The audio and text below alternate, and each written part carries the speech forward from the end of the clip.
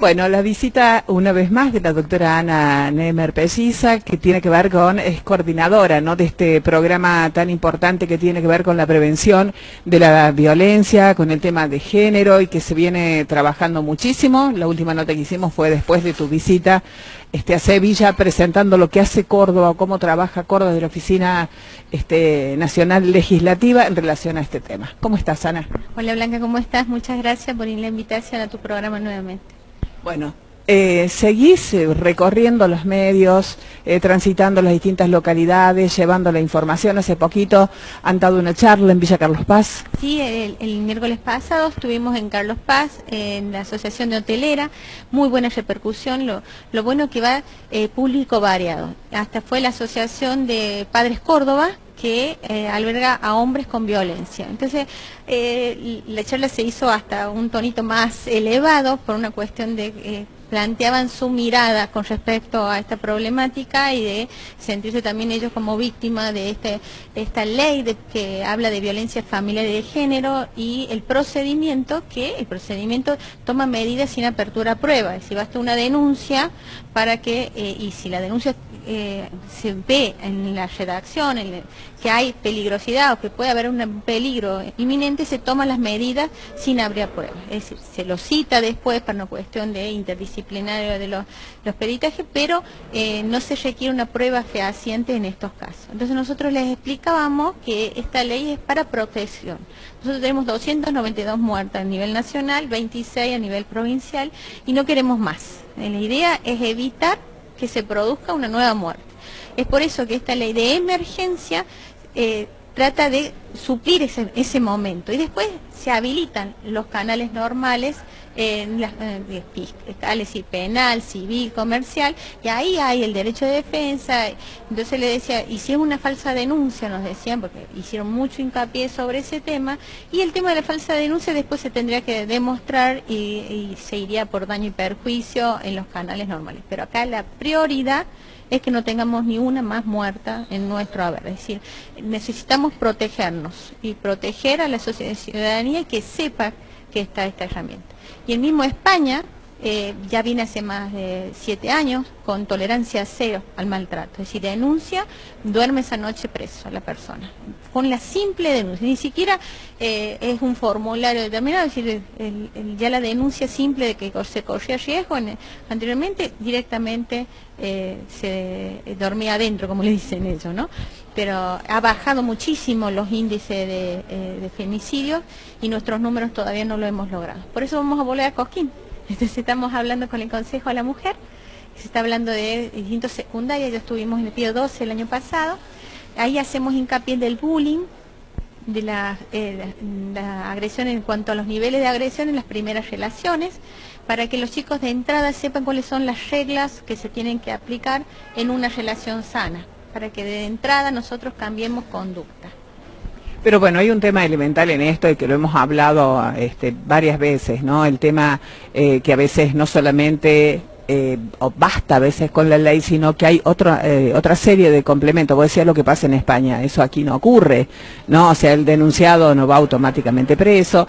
Este tema que también se había planteado, ¿no? Que la gente que esté en las oficinas judiciales o donde se hace la denuncia esté capacitada realmente para recibir, que haya una contención para la víctima cuando llega, porque entre lo que le cuesta hacer la denuncia, la vergüenza que siente de todo esto, entonces, o sea, todo este marco me parece que está bien, o sea, son pasos que se van dando, pero esto es fundamental, Ana.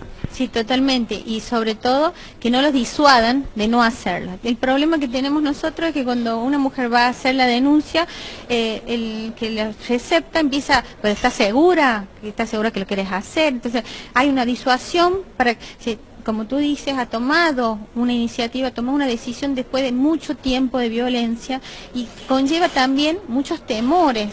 Piensa que la mayoría de las mujeres que denuncian económicamente no son solventes y tienen chicos. Entonces, el hecho que el funcionario público o la funcionaria pública quiera disuadirla que tome la denuncia es también desprotegerla. Nosotros tenemos que trabajar en saber que ese funcionario tiene que saber que tiene que tener primero una preparación sobre esta temática, que es una temática relativamente nueva, esta especialización, se está rendiendo concurso en Córdoba para que y esto obliga a conocer sobre esto es un gran paso, ¿no? Totalmente, porque el hecho de rendir concurso obliga al funcionario a leer, a capacitarse, a interiorizarse la problemática y también lleva todo el tema de la parte psicológica, ¿no?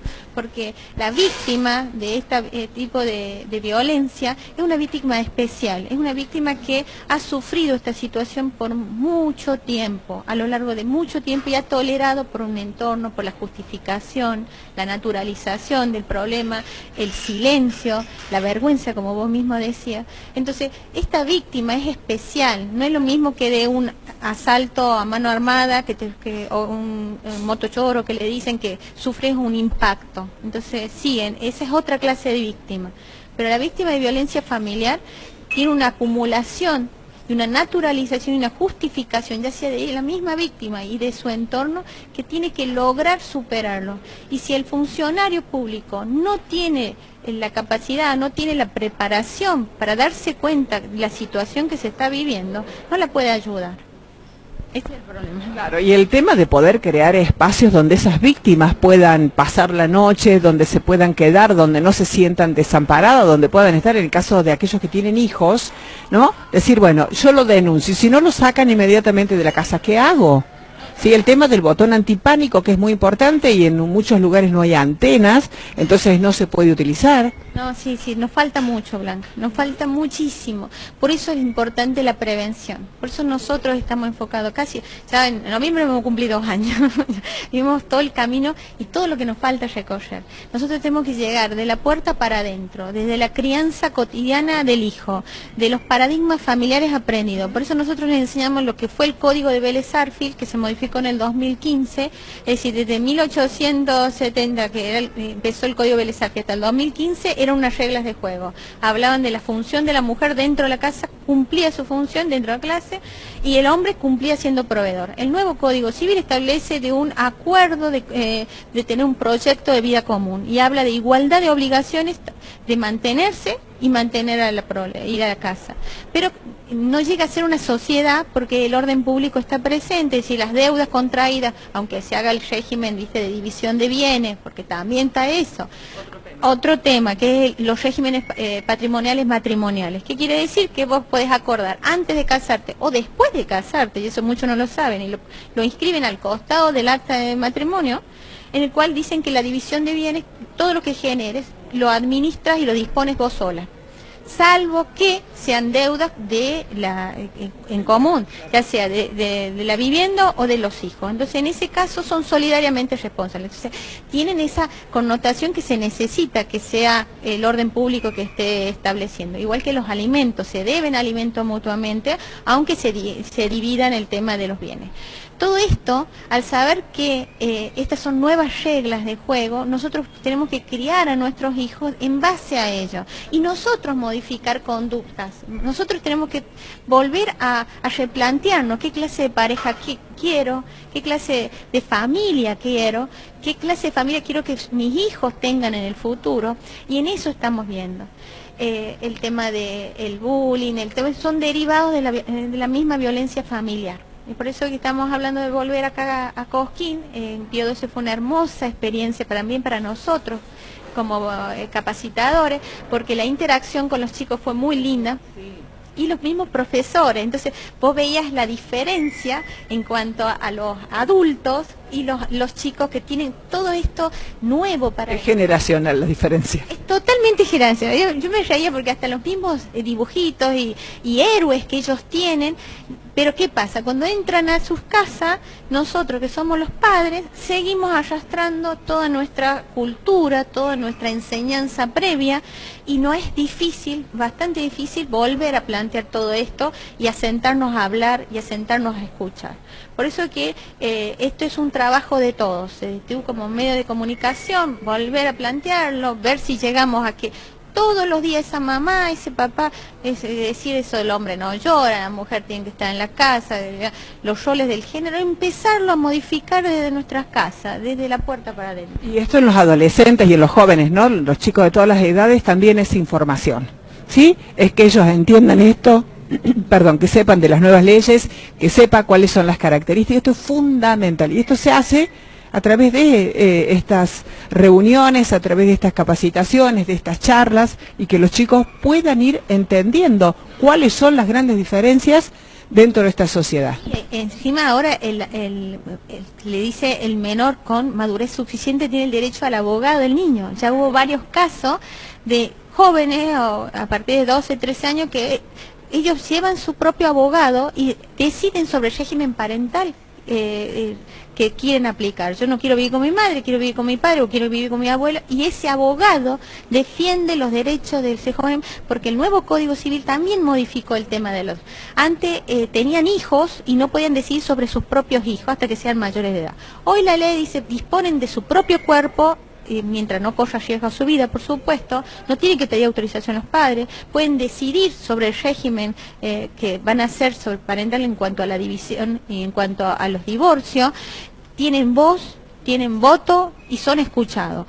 Y de esa base nos tenemos que empezar a respetar, no sí porque mando yo, o sí porque sí, sino sí por esto, es decir, plantearles racionalmente porque son personas. El derecho del niño establece que el niño es persona, no es propiedad de nadie. Entonces no tenés derecho ni a lastimarlo y tienen ellos derecho de ser escuchados, independientemente de las edades.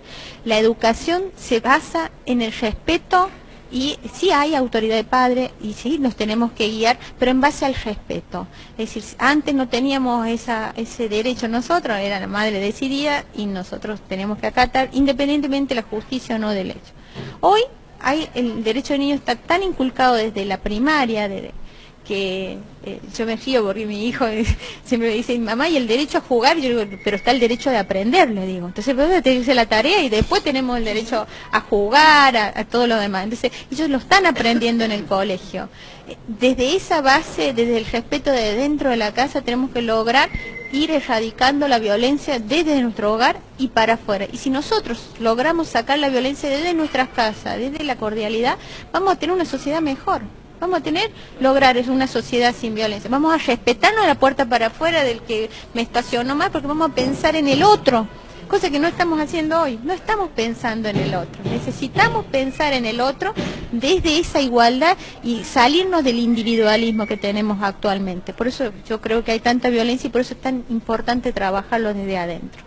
Bueno, hay que seguir trabajando con esto, hay que seguir llevando esta información, hay que seguir haciendo estas charlas que están haciendo ustedes, porque me parece que esto es el puntapié inicial y es fundamental, Ana, ¿no? Fundamental hacerlo. Así que bueno, creo que pronto nos vamos a estar viendo en alguna de las charlas aquí en Cosquín. Totalmente. Muchísimas gracias, Blanca, por habernos invitado nuevamente a tu programa. Sé que llega mucha gente y esto suma. Así que tu aporte social es valiosísimo. Así que muchísimas gracias. Pausa y volvemos.